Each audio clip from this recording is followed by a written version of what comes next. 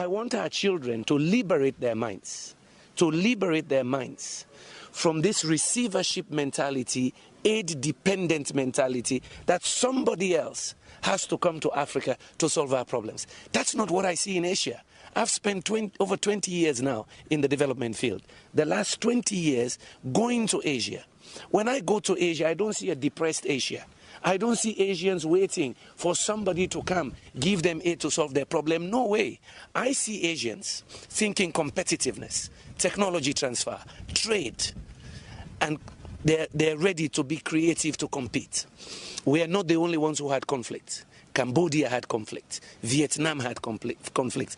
In fact, in the 60s and mid-70s, they were referring to Cambodia, Vietnam, Laos, and others as basket cases. They recovered, they transformed, and today, yes, they're self-sufficient in food production. They're major industrial hubs for producing goods and services which are bought by rich OECD countries. What am I saying?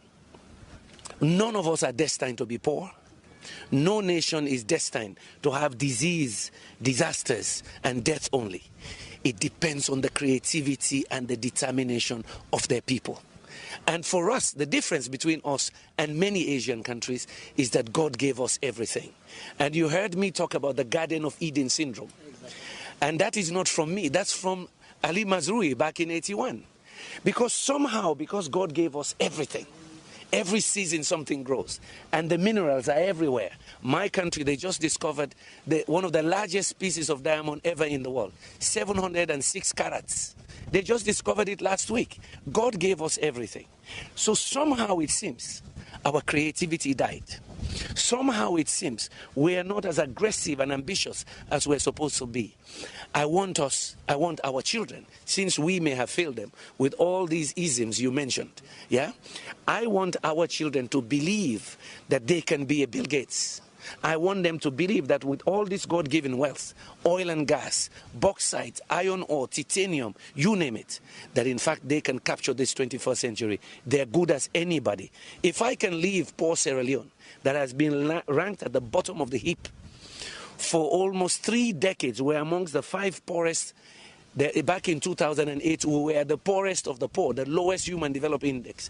If I can defy that and go to such a level globally, it means any kid can do it. And I don't want anybody making our kids depressed, less creative. That's why I chose that topic. And Ghana, in particular, is a good choice, because you have led the way in many things. Your vision, in fact, of Kwame Nkrumah was 50 years before he's, ahead of time. But Ghana is in a position today, with your newfound wealth of oil and gas and your strong agricultural base, to say, fine, we show the rest of Africa what it means to be successful. That is very interesting. Frankly speaking, you've just mentioned oil. I was going to ask a different question, but I'll just touch it briefly and then we go back. In 2010, you were here. And that was the time that we started, this whole prospecting for oil and getting oil. And listening to you yesterday, you said, whilst on your way back, you wrote an article.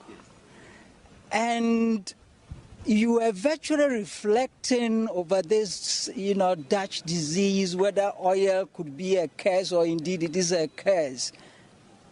From 2010, today you are here. What reflections do you have? Well, let me put it in context. I had the privilege then. Kofi Annan had invited me, Excellency Kofi Annan, Ted Turner, the billionaire founder of CNN, and I was here with Andrew Young, one of the civil rights liberators in America.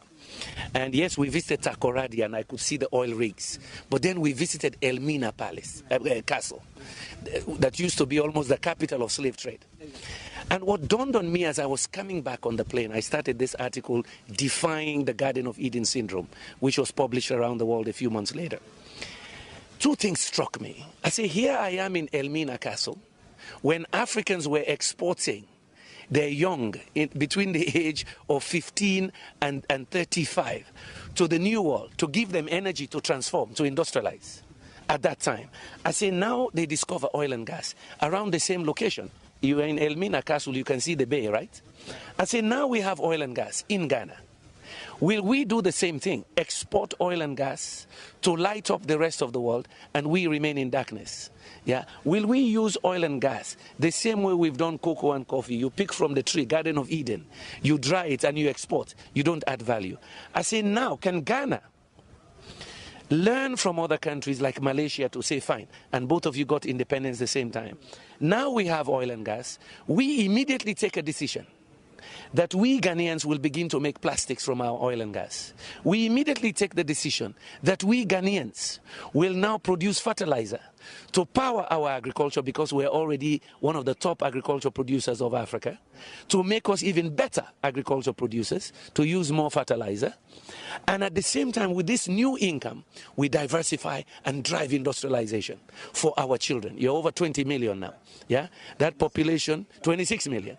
I think by projections, you might be 35, 40 million in another 30 years, because we're having children like there's no tomorrow. You understand what I mean? That is what occurred to me.